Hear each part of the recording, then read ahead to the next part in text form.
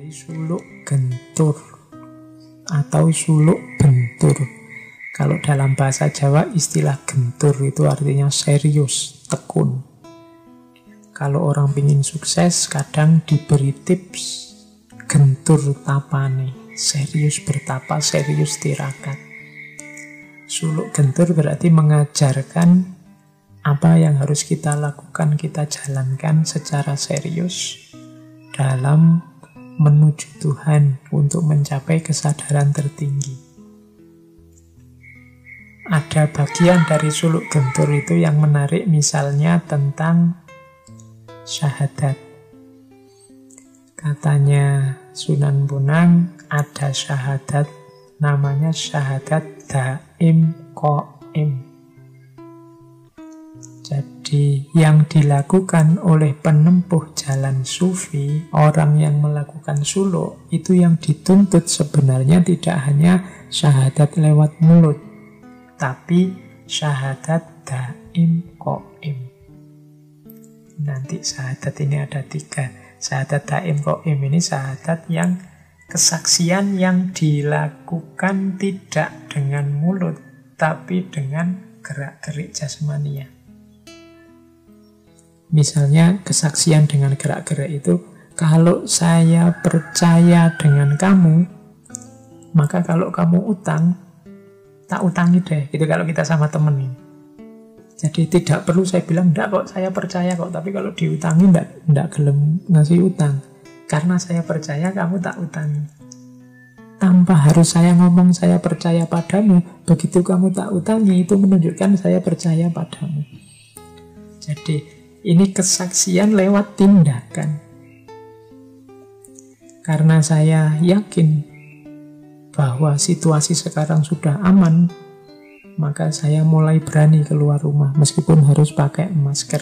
Loh, ini menunjukkan keyakinan kita, kesaksian kita terhadap bahwa situasinya sudah aman, maka saya keluar. Tidak sekedar bikin postingan, teriak ke sana semana, sekarang sudah aman loh, sekarang sudah aman, tapi dia sendiri nggak berani keluar. Nah, syahadat daim qaim ini bersaksi atas kebenaran Islam, kebenaran Allah yang dibawa oleh Kanjeng Nabi lewat perbuatan. Nah, ini namanya syahadat daim qaim. Makanya orang yang akhir hidupnya adalah la ilaha illallah, berarti sampai akhir hidup orang ini menjalankan pola hidup tidak menuhankan apapun selain Allah, insya Allah dia masuk surga. Jadi syahadat yang daim qaim. Nah, ini bisa dilacak di suluk gentur atau suluk bentur. Di dalamnya juga ada uraian misalnya tentang fana. Ini yang kemarin belajar Syekh Siti Jenar, Al-Hallaj dan kawan-kawan, itu kan banyak mode-mode uraian tentang fana. Kalau dalam suluk genturnya Sunan Bonang, ilustrasinya adalah kalau garam jatuh ke laut, maka dia lenyap. Tetapi tidak bisa dikatakan dia menjadi laut. Juga tidak bisa dikatakan dia tidak ada. Demikian pula apabila manusia mencapai keadaan fana, tidak lantas dia tercerap dalam wujud yang mutlak. Yang lenyap hanya kesadaran akan keberadaan atau kewujudan jasmaninya. Jadi fana itu tidak membuat manusia jadi Tuhan, atau membuat diri kita terserap atau kepanjingan Tuhan. Fana itu kondisi ketika kita tidak sadar lagi, tidak fokus lagi, tidak ngopeni lagi aspek hidup jasmaniah kita, hidup duniawi kita, karena fokus kita sudah sepenuhnya ada pada Allah saja. Mirip seperti kalau teman-teman pernah mendengarkan kisahnya Laila Majnun itu kan. Yang dialami oleh Majnun di hadapan Laila adalah kondisi ketika fana. Ketika Majnun melupakan hakikat dirinya sendiri karena dirinya sudah penuh dengan Laila. Jadi orang fana itu ketika pikirannya, hatinya, fokus mentalnya, semua batinnya hanya Allah saja. Maka keberadaan dirinya terlupakan. Dirinya yang sedang sengsara, dirinya yang sedang kelaparan, dirinya yang sedang menderita sakit apa, tidak jadi perhatian karena perhatiannya hanya Allah saja. Ini penjelasan dari Kanjeng Sunan Bonang tentang situasi fana. Tidak bisa diartikan fana itu manusianya jadi Tuhan. Atau manusianya hilang, yang ada tinggal Tuhan. Tidak. Jadi tidak kondisi suwung, juga tidak kondisi lenyap. Hanya saja kesadarannya yang teralihkan dari kesadaran manusia ke kesadaran tentang Tuhan. Penjelasan semacam ini bisa nanti digali dari Suluk Bentur. Nanti di Suluk Bentur juga melanjutkan tentang syahadat. Tadi dijelaskan ada 3 macam syahadat. Yang pertama ada syahadat mutawilah. Yang kedua ada syahadat mutawassithah. Yang ketiga ada syahadat mutakhirah. Ini di Suluk Bentur. Syahadat kita itu sebagai seorang muslim melaksanakan 3 syahadat ini. Yang pertama mutawilah. Mutawilah itu syahadat dulu ketika kita belum dilahirkan ke dunia ini. Silakan teman-teman dibuka ayat Al-Quran yang bunyinya alastu birabbikum qalu bala syahidna. Ini dulu sebelum kita lahir, Allah bertanya pada kita, bukankah aku ini Tuhanmu? Terus roh kita yang belum turun ke dunia bersaksi, qalu bala syahidna, ya kami bersaksi. Ini kan juga syahadat, bersaksi. Jadi dulu kita sudah yakini dan bersaksi bahwa Allah lah Tuhan satu-satunya. Terus kita turun ke muka bumi. Kita dilahirkan. Nah, saat lahir, begitu mampu berpikir, punya kesadaran, masuk ke syahadat yang mutawassithah. Kita mendeklarasikan diri, asyhadu an la ilaha illallah wa asyhadu anna muhammadar rasulullah. Nah, ini syahadat yang mutawassithah. Level 2. Dulu bersaksi sebelum kita lahir, dan sekarang bersaksi setelah kita lahir. Tapi jangan lupa syahadat yang ketiga, syahadat mutaakhirah. Ini syahadat ini jelas dilakukan oleh para nabi, para wali, dan orang mukmin yang sejati. Syahadat mutaakhirah itu mirip syahadat daim qaim tadi.